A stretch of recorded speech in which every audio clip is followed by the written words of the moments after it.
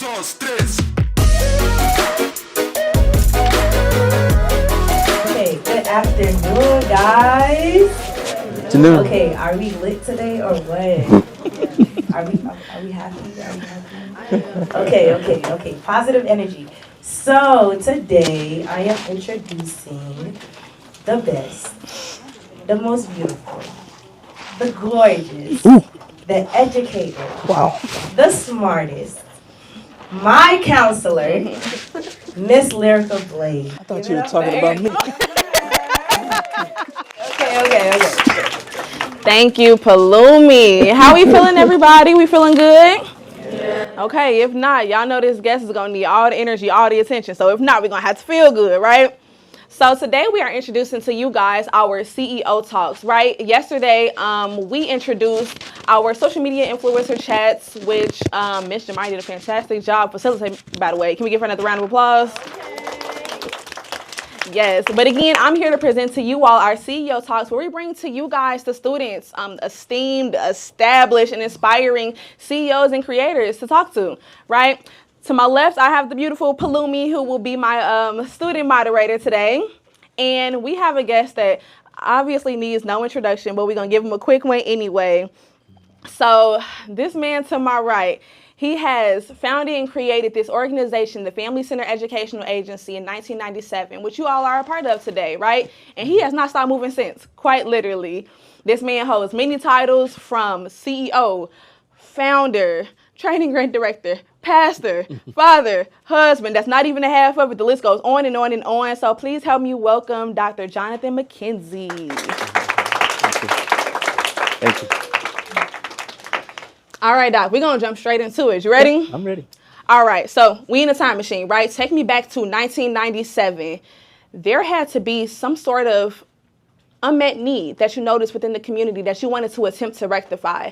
Talk about what it was that you saw or didn't see that made you want to bring an idea like Facia into fruition. Oh, great. Well, as we go back, what I saw in 1997, and I have to go back before that, actually back to 1978 as a student, I saw poverty. I saw a lack of opportunity for me as a black male. I saw downtown Chicago, but I only lived a few blocks away from downtown Chicago. But because of the poverty that I lived in, we never went into downtown Chicago. And so when I was in high school, I saw high school counselors that didn't believe in students. They would not counsel us about college and opportunities, and they would not give us information. And I didn't see my high school counselor until my senior year, and I was close to graduating. So no one advised me on courses to take and classes to take and how to prepare myself for college enrollment. And so I saw a need, right? And so fast forward to 97, I saw the same thing here. I saw the need for information, the need for guidance, the need for someone to talk to young people about their futures and about opportunities. You know, wealthy people have mentors. Wealthy people have advisors.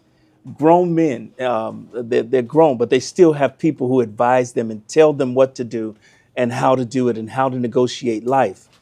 But my mentor, the late Silas Purnell, who passed away, was over at A.D.S. McKinley Community Services. He used to always say, everybody is organized except for the poor.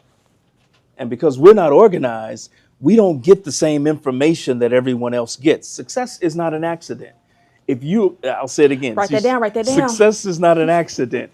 If you're going to be successful, it doesn't just happen. John F. Kennedy said, things don't just happen, they are made to happen.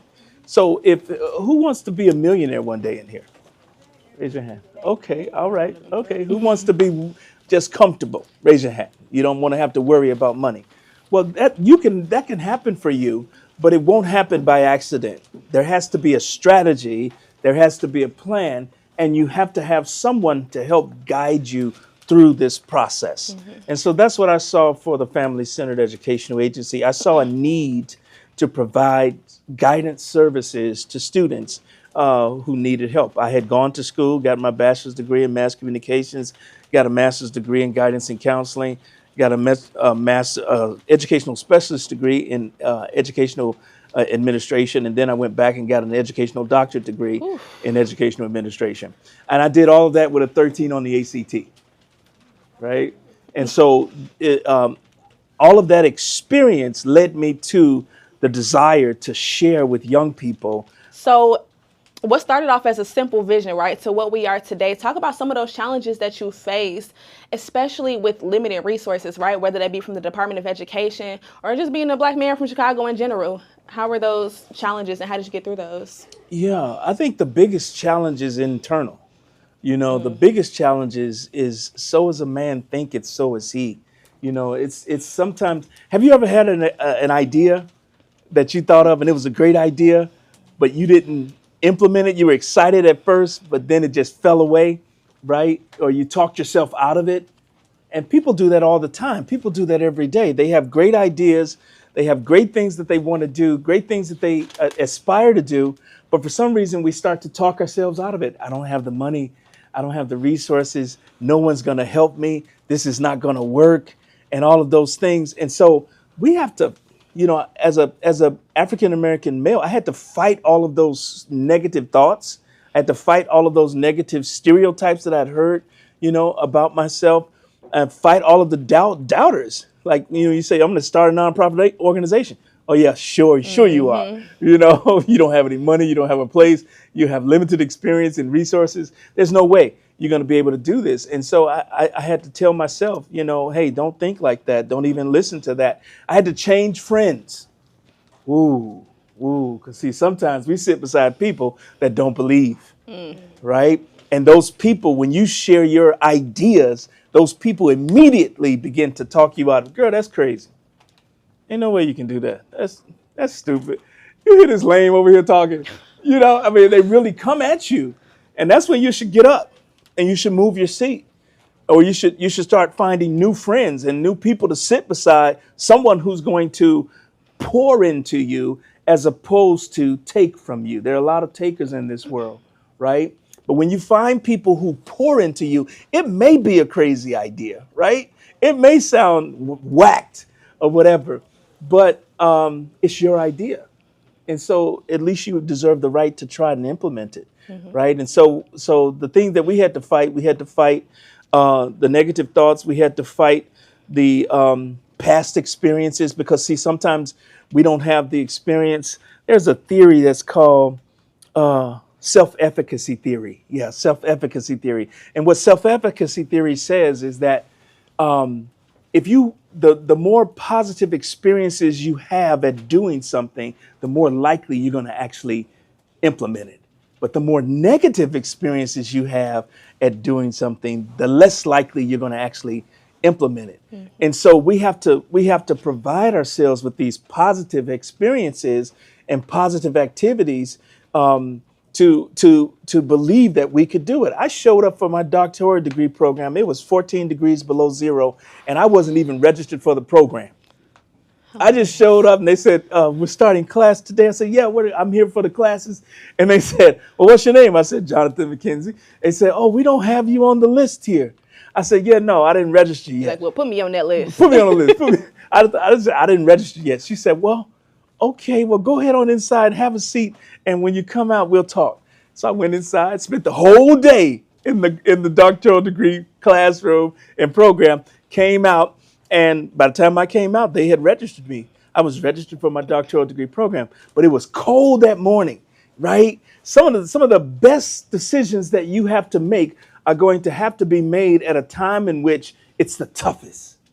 And these are tough times, right? That we find ourselves in now.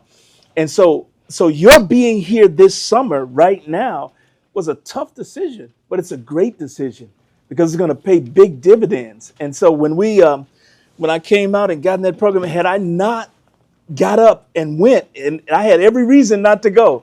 The wind was blowing. It was cold outside. I mean, the coat was frozen. Everything was frozen. The car didn't want to start, but I still went. I started, and as a result, we were able to accomplish what it is that we needed to accomplish. Amazing. Thank you for sharing that. Thank you. So I want to talk to you a little bit about your business partner, Pastor Dennis Morrison. Now, Quick side story. I came to Doc a couple of months ago about a business venture that I wanted to embark on myself. And my favorite piece of advice that Doc gave me was to know who it is that you're going into business with, right? Pray about who it is that you're going to business with, because that can make or break the business. So I want to ask you this. What made you want to go into embark on this journey with Pastor Morrison? And how did this affect you all's friendship, whether it be personally or professionally? Have you guys faced any challenges together in that regard? Yeah, good question. What made me want to go into business with Pastor Morrison was that one, we were both men of faith, so it's good to be with like-minded people who think like you and everything. And so he wanted to do. Dennis was a visionary. He is a visionary, and he's a dreamer also, like me. And so most of us, when we have dreams, we dream alone. Right? You never dream with somebody, right? You're always dreaming by yourself in your sleep, right? Well, Dennis, being a business partner with Mr. Morrison, I was able to dream with someone. I could share, I could bounce ideas off. Hey, one day I see us with students, and I see us serving students, and I see us taking students to the Kalahari Resort, and I see our name on the kiosks and everything. He said, yeah, man, I see our name too. That's going to be so great. I said, yeah, we're not going to drive vans. I was driving when I was running other programs. I said, we're going to take coach buses where we don't have to drive. He said, oh man, that's going to be so sweet. And we can sit back and play spades while we're on our way up to the, resort area and everything. I said, yeah, we're going to take them to a resort. We're not going to take them to the Super 8. We'll pause for effect, because the federal government allows me to take you to a Super 8 hotel. Y'all know that, don't you? Y'all just came back from the Kalahari Resort.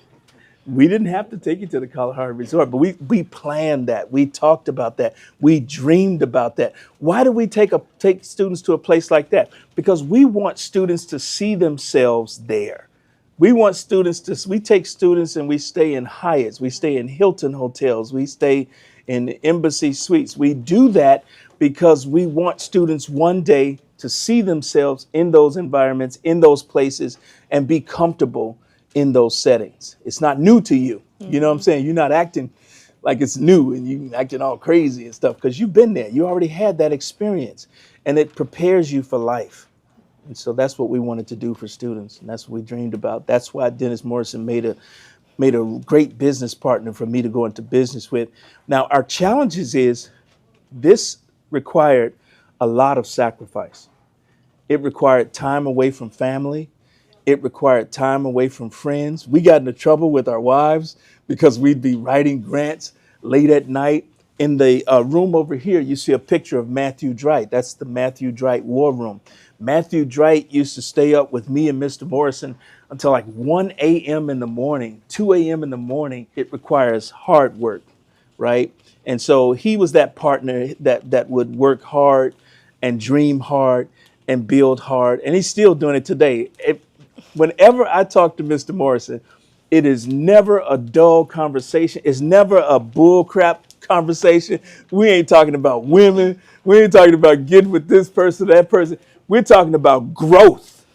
We're talking about prosperity. We're talking about opportunity. We're talking about helping students to become doctors, lawyers, engineers. We're talking about helping the organization to grow and expand. And it's such a great thing when you have good friends. How many of you have good friends? Raise your hand. Okay, if you ain't got no good friends, that's cool. Find some good friends, right? You gotta have some good friends to be with you, who can dream with you, who can encourage you, who can compliment you. Girl, those glasses look good. Now, you probably hated those glasses when your mom told you to get them, right? But yeah, a good friend will compliment you. They will tell you, they'll say good things about you and help you. And so that's what Mr. Morrison has meant to me and this organization. Definitely. Now, I know a lot of you have not met Pastor Morrison yet, but as Doc said, he is an amazing man, and we do have him to thank for, the role he played in this organization. So if and when you see him, tell him thank you. Shake his hand. Well, you can tell his daughter. She's right over there. Raise your hand, For sure. Raise your hand. All right. Definitely. So now we have a question from our student moderator, Ms. Palumi. Okay, Doc. So how do you measure success from a CEO's perspective? Is it like impact financial stability, or in your case, like student outcomes? Oh, it's all of the above. That's a great question. I believe that decisions should be made based on data, right? That we don't just make things up and decide we're going to do this and do that based on just we think it's a good idea. No, decisions need to be made based on data. So there is a student metric that we use that we look at to determine whether or not we should do certain things. How many students are in the program? Are students happy in the program? Are students graduating? Are they staying in school and graduating? Those, if they graduate, are they enrolling into colleges and universities? How many say that they're going to enroll but don't enroll, right? And why? I'm always asking more and more questions because better questions lead to better answers. Of those who went to college, how many of them actually stayed in college and actually persisted? And how many graduated in 4 years? Somebody say 4 years. 4 years. Okay, it's important that our students graduate in 4 years or less. And the reason being is because when I look at the data for this demographic, Hispanic students and African American students, and when I look at your demographic, the average student, only 43% of the students of color graduate in 8 years. Only 43% graduate in 8 years. So the data tells me I need to help students get on a track to graduating early because too many of us from this demographic are staying in school too long. The longer you stay in school, the more money you're missing out on. The less money you're earning, the less money you have to buy homes, the less money you have to travel. How many of you want to travel? How many of you want to go on a cruise? How many of you been on a cruise before? Okay, a few of you. All right. I want to do all that stuff. I know you want to do that. So it's my job and my goal to look at those metrics and come up with strategies to help students to graduate early. We have too many students that's not doing it. So we're looking at metrics like also other things that are happening. We look at not only the student metrics, I look at financial metrics for the organization. Is the organization growing, right? Or are we not growing? The thing with Facile, we started off with $1,500. Me and Mr. Morrison, we went to a bank. He had 500. My favorite story. I had 1,000. And we went to a bank. We said, we want free checking. We want free savings. We want all kinds of free. We just want free. And the lady said, no. I don't know why she said no. Maybe it was because of how we were dressed. We weren't dressed in suits and everything. And maybe because we didn't have enough money to impress her. She wasn't impressed with $1,500. And so I said to her, you're making a very bad mistake because you only see $1,000, right? I said, but I see millions. Today, Facia's net worth is over $2 million. Our annual budget is $4 million. We have programs in the South suburbs. We have programs in Chicago. We have programs in Corpus Christi, Texas. We have over 45 staff members. So I look at that metric to see how are we growing every year. That's an important metric, right? I look at staff metrics. Are you happy with the staff members who are here? Don't answer me right now. I'm going to give you an opportunity to tell me in private, right? Because they're back there looking at you. But no, that's important to me. How you feel about the people that are working with you is important to me, right? Because I know if you feel like you are valued, if you feel like you're being helped, if you feel like this person really sees you. See, there could be people right in your face and they're really looking right past you, right? Because I'm not looking at you. I'm looking at my paycheck that I need to collect and take straight to the bank, right? No, I need people who really love students. I love students. I'm crazy about students. I'll go crazy on you. That's why I challenge you, all right? I'll challenge you to be your best because I believe in you. Right? You're not my biological sons and daughters, but you are my spiritual sons and daughters. And so I'm going to give you my best and I'm going to expect the best of you. Are you with me? And so I look at that metric. How do students feel about us?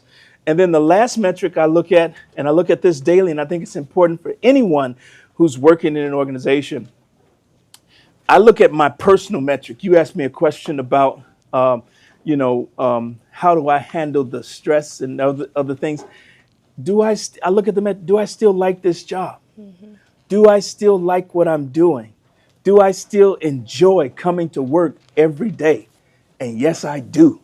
I love coming to work every day. I love this job, even though sometimes you all get on my nerves. I love you, right? It's not too much. It's not too hard, right? And so as long as I still have a love for the job, then I'm the person for the job. When I lose that, I will fire myself. I won't have to ask, no one will have to ask me to leave. I'll leave on my own, because then I'll be a detriment to the organization and not a help to the organization. Are you with me?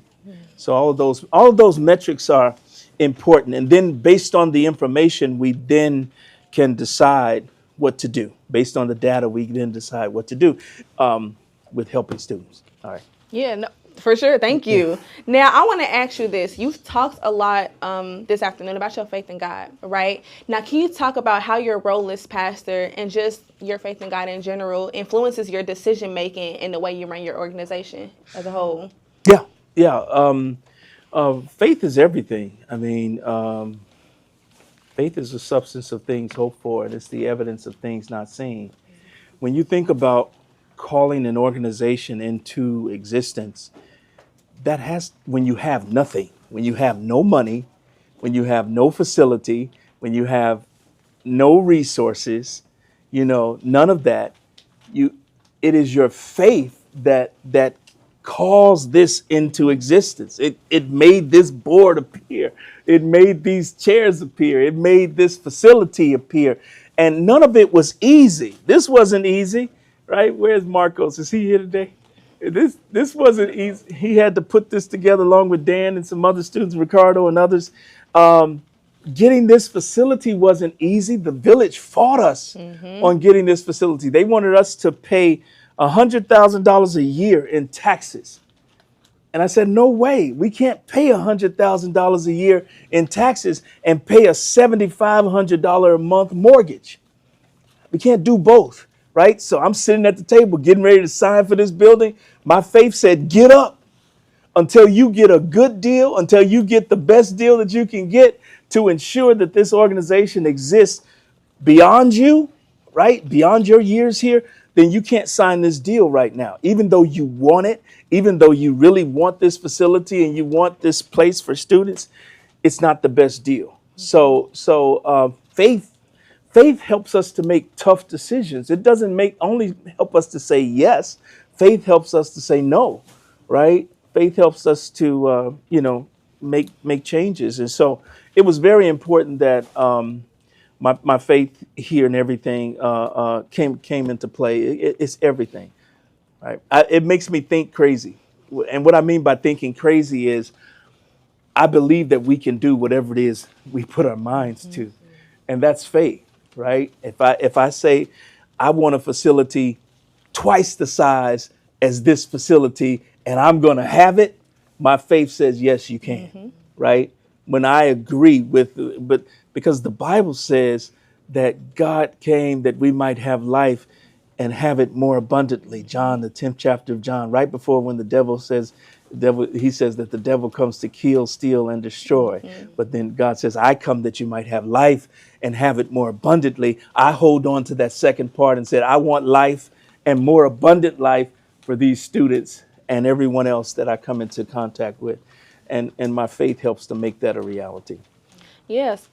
Long story short, faith is everything. So if it's anything that you all get from this conversation today, it all started with faith, right? It started with that dream. It started with faith. So if that's anything that y'all take from this conversation, faith is going to be responsible for whatever it is that you accomplish anywhere down the line. So remember that. But faith without works is dead. So it's not enough just to have faith. You got to also work. You got to take steps, right? You got to take steps to make these things happen. And so, yes, pray, believe, but then get up and act. Yeah. Make it go to your sessions and your trainings and everything else to bring FASIA into fruition. We had to go through all kinds of trainings. I even went to trainings that were for women only, but they were helping women to learn how to be better in business. And so I asked them, can I come to the workshop? They said, yes, you can. Me and Mr. Morrison went to the workshops. We the only men sitting up in there in this all female training session. But we did it because we needed the information. Faith without works is dead. We went to IRS training workshops. We knew nothing about IRS law, nothing about employment law. We went to HR workshops. We went to grant writing workshops. We called the Department of Education before FASEA ever came into fruition. We called the Department of Education and said, can we be grant readers for the Department of Education? They said, sure, come on to Washington, D.C., read these grants.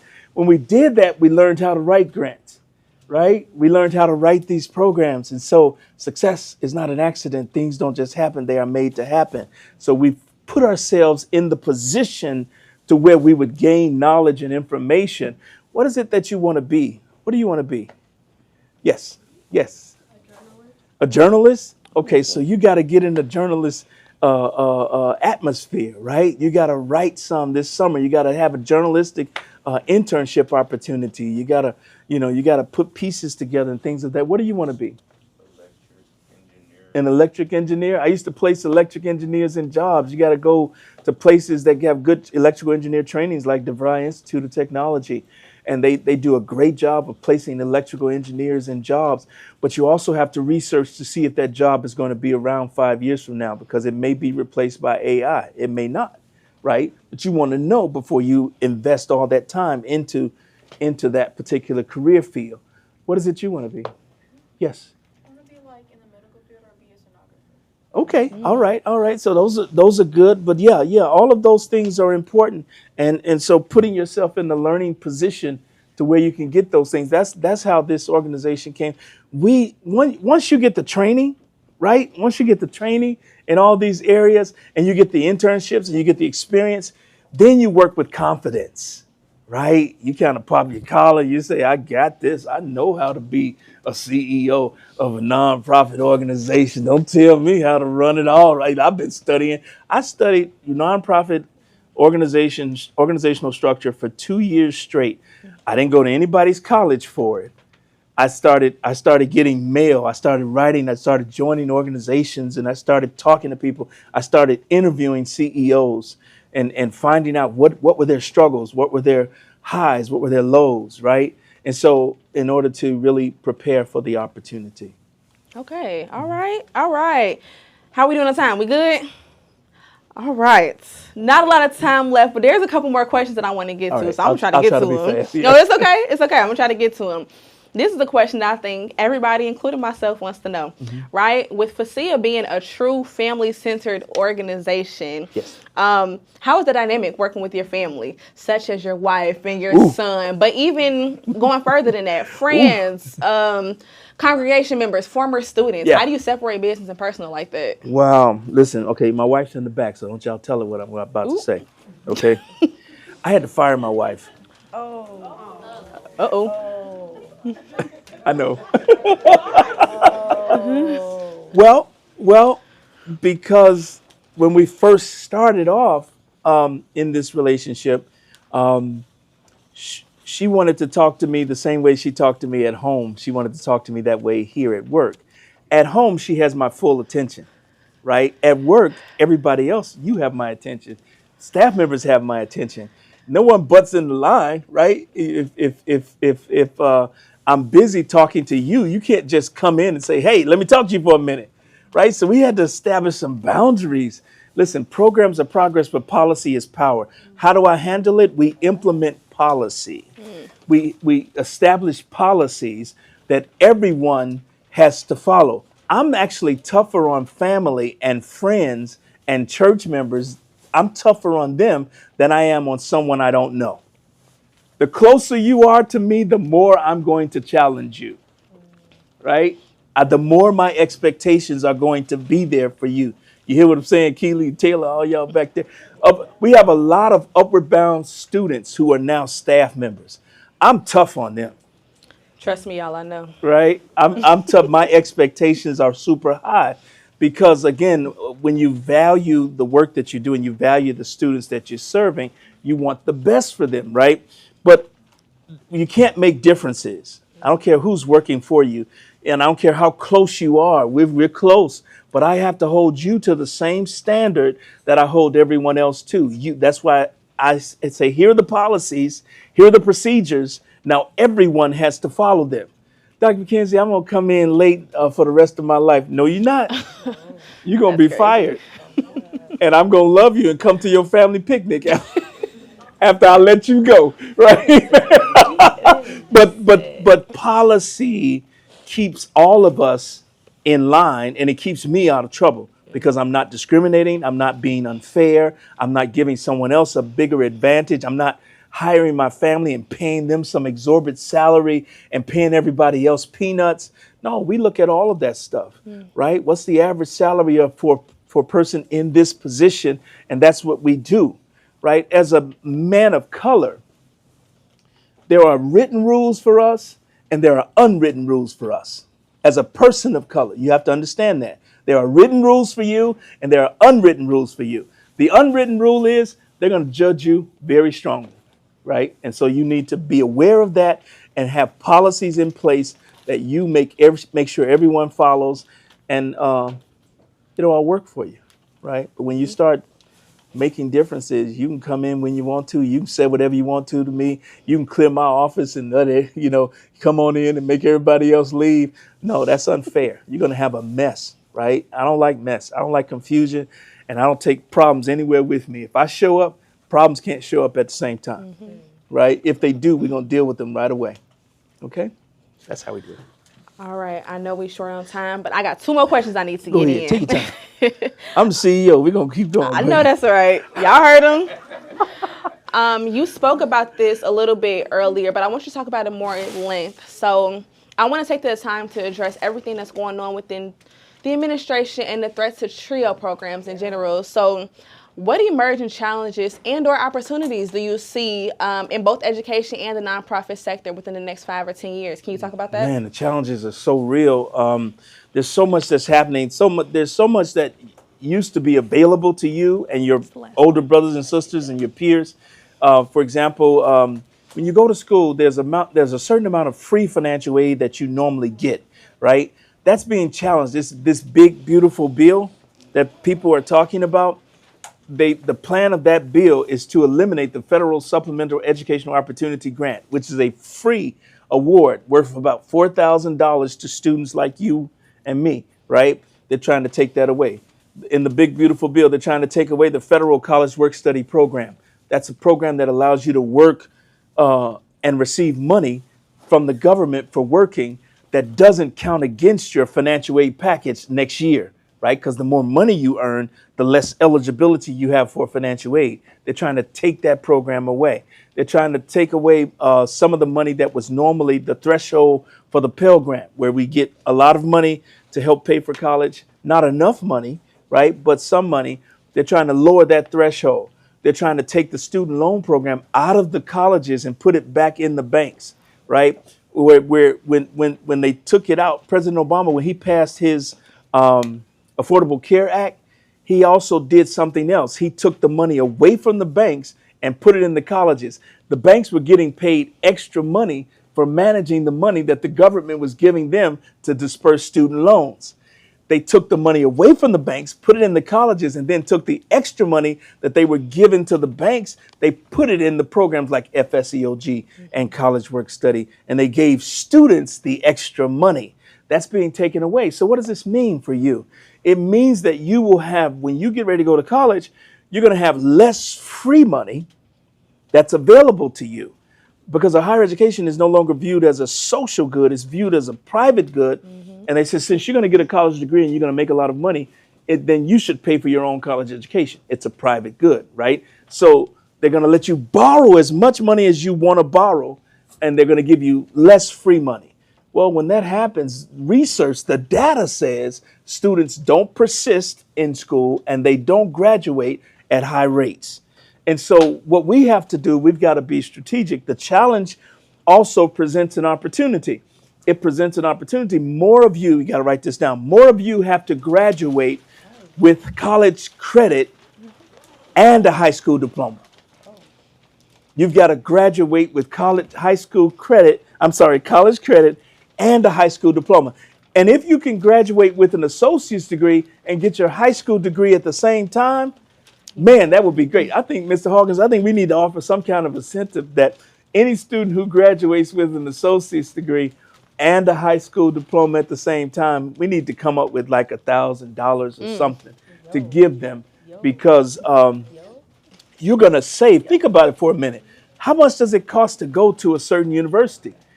Let's say U of I. It's probably $50,000 to $60,000 to go there per year when you add a room and board, housing, tuition and fees and all that stuff.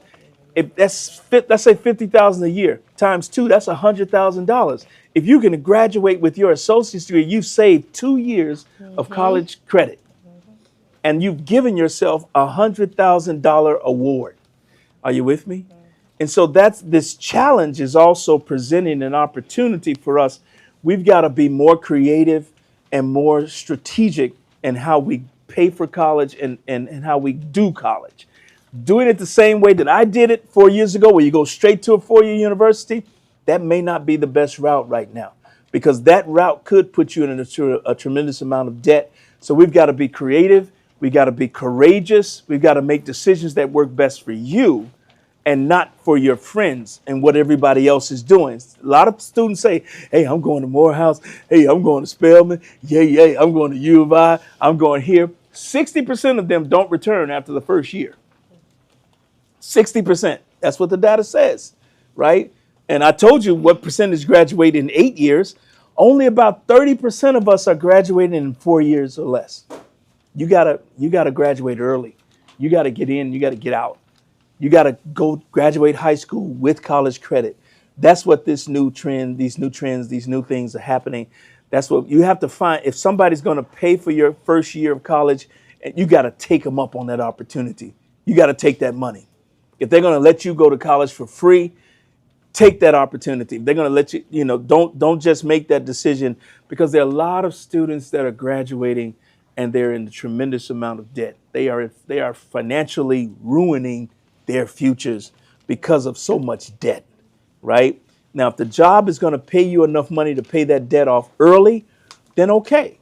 But if the job is not going to pay you that type of revenue, then let's talk about a different strategy. Be brave, be courageous, make a good decision, make good choices. Are you with me? All right, that's what we're going to have to do. Yeah. Okay, so last but not least, Okay. FASEA has been around for 28 years, assisted countless families, sent off thousands to start and complete post-secondary education. Over 27,000. Next. What's next? We have to scale up. We have to take what we know and we have to start teaching others how to do it.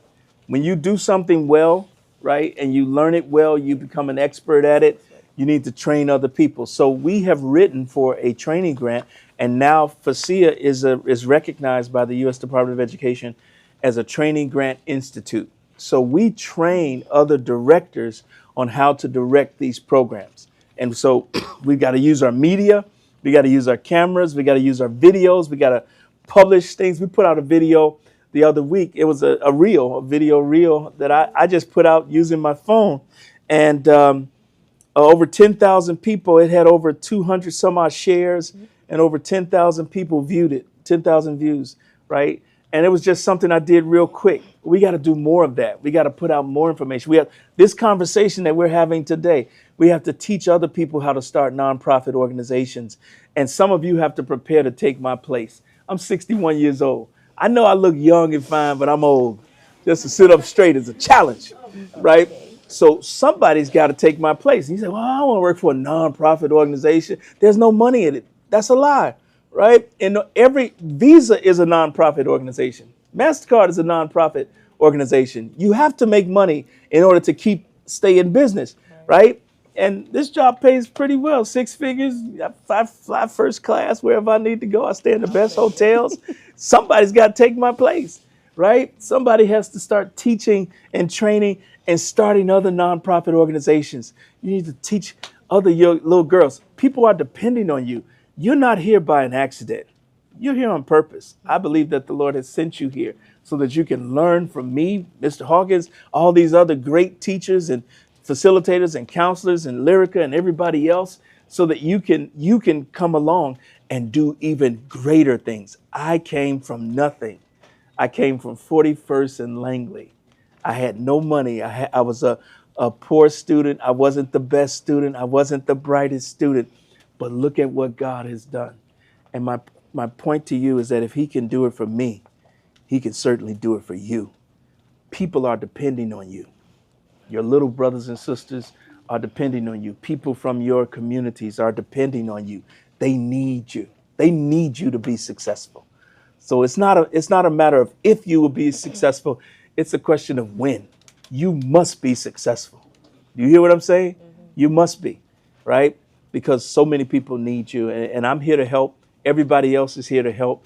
And listen, I want you to, when I can't walk no more and I'm in my wheelchair, I want you to come pick me up in your special van and take me to dinner. All right? And let's talk about this day. Let's remember this time. Let's remember this conversation. And let's say you believed in me back then, and I'm so glad that you did.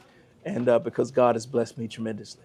All right. Yes, he has. Yeah. Doc, thank you so much. And before we take questions from you all, so if you have questions, I'm going to have you come up to the middle right here so we can hand you the mic. But before we do that, Doc, I'm sure I could speak for everybody when I just say thank you. Thank you for what you've built here, the legacy that you continue to build here.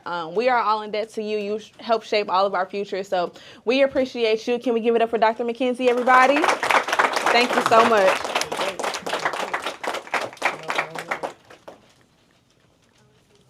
Okay, so if you have questions, I'm going to have you step over here, actually. Well, just stand where you are. Because this is a small room. Just stand where you are. Ask your question.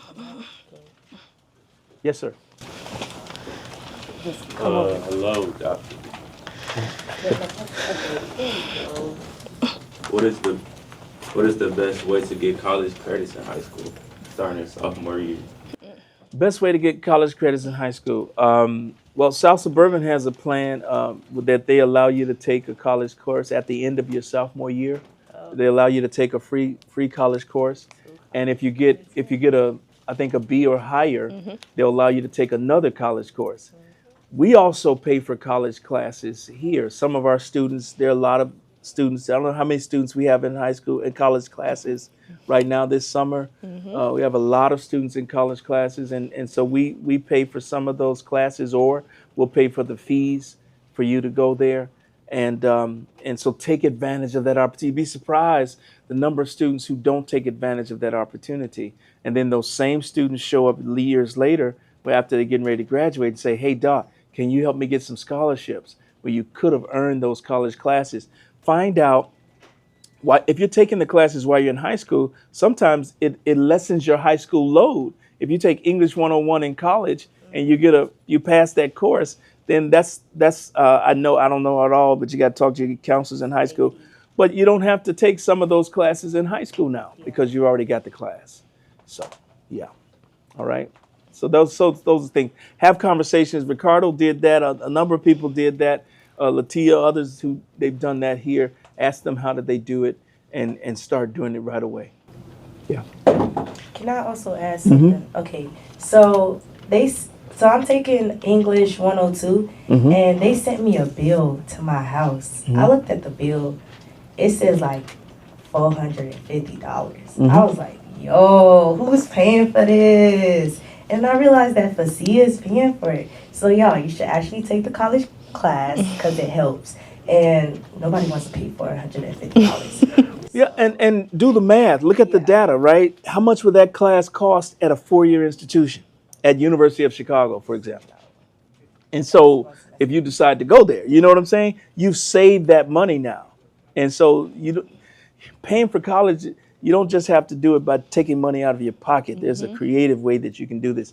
Do any of your parents have a business? Raise your hand. Any of your parents own their own business? Okay, you all should be working in your parents' business. When you get ready to go to college, they should not pay your college tuition out of their pockets. They should hire you in their business. You should get a credit card. Pay for your college tuition on your credit card. Use the money that your parents gave you to pay off the credit card immediately. Don't carry a balance. Are you with me? Now, what have you done? You've given your parents a tax write-off because they hired you and had you working for them. Then how else have you saved? You've actually paid your tuition, right, through a credit card. So you've built credit. You're building your credit score. Are you with me? So when you get out of college, now your credit score is a 700, 800, right, credit score. You can buy a house. You don't have to move back home, right? You have the credit and everything and the eligibility to pay for a lot of things. And so your parents have saved the money that they save by hiring you and getting that tax write-off is more money that they can put into your second and third year of college. All right? Yeah, good stuff. All right. Yeah. You had a question? Hey Doc, so college is scary. We all, I assume, are going to college. So after college and you get your degree, a lot of people don't end up getting jobs. So what are some best ways to like get your networking out and get jobs right after college? Yeah. Well, it's the same thing I said to this young man, and that's a very good question. You want to do your homework and do your research to make sure that the job is around, right? Is going to be around once you get out of college, and that you're not being replaced by some technology or entity. That's first thing. Second thing is, sometimes it depends on where you go, right? Highly selective institutions, students who go to highly selective institutions, the research says they get better jobs quicker and faster than students who go to non-selective institutions. So if you go to, I'm just speaking hypothetically, I'm not, don't shoot me, but if you go to Harris Stowe versus going to, say, Northwestern, you're probably going to struggle a little bit versus that student who goes to Northwestern. They get accepted into graduate school programs at a higher rate, and they get better jobs. But then too, internship opportunities. What have you done while you've been in school? Were you just a straight student, or did you go and volunteer somewhere and get an internship opportunity that can give you work experience, right? And that makes you more employable. So that's the piece there, that work experience is really, really important. It helps a lot when trying to get a certain kind of job. Good question, though. Yeah. Do we have any more questions for Doc? All right. Okay, I'll be around. You got one? Okay. So I apologize if it's slightly unprofessional, but does FASIA only rely on funding from the government, or are there funding from like donors? That's a good question. That's a really good question. A large percentage of our money has come from TRIO grants, and TRIO grants have been around since the 60s, and they have bipartisan support. And even though, I mean, just by us still being here today is a testament that these types of programs are important, because there have been so many other programs that have been eliminated, and they've closed their doors already. And so TRIO, even for next year, TRIO has funding that has already been approved by the Trump administration, right? Not by the Biden administration, you know. So the money that's being threatened right now is for fiscal year 26, 27. But it's in the Senate right now, and so the goal is to get that money put back in the Senate version of the big beautiful bill. If it's not put in during that Senate version, it's going to go to conference, where the Senate will conference with the House, and we have people at the table who want to put the money back in at that time. So these are uncertain times, and I don't care how you get your money. If you got your money from foundations, if you got your money from private citizens, if you got your money from governments, they're all struggling.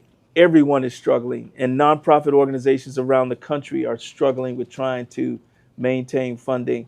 And so what we're doing is we're reinventing ourselves. We're opening up a media center down the street that will allow us to produce podcasts, rent out space. We're renting out this space to organizations that can come in and use it, and making money that way. We're looking at possibly trying to invest in finding a facility where we can open up a dormitory for students who attend junior colleges that's like South Suburban and play sports, and you want to stay in a dorm. You know, we're looking at that as a possible financial option. And so, yes, the challenges are real, but the challenges are forcing us to be creative and think creatively about how we go forward and move forward. And so, no, it's a very good question. You know, no opportunity is a safe opportunity, but we made a good choice. We started back in 1997. This is 2025. So not too many businesses can say that they've existed for that long a period of time, right? But we exist because we look very carefully at the data and at what programs were working, and we decided to go this route and direction because we felt it would be a good choice, and it has been. I mean, over 28 years, and we're still in business, right? And so we plan to do even more so in the future. We're looking at, though, how can we do this better? How can we do it more streamlined? How can we do it and reduce our costs? Sometimes you save money, you make money by saving money. So how can we reduce our costs and at the same time still provide great services? And so we're looking at all of that. All right, you guys. If anybody has any more questions, Doc will be around for a little while. Again, Doc, we thank you. You're welcome. Students, you guys have been an amazing audience. Give it up for yourselves. And this completes our first CEO Chats.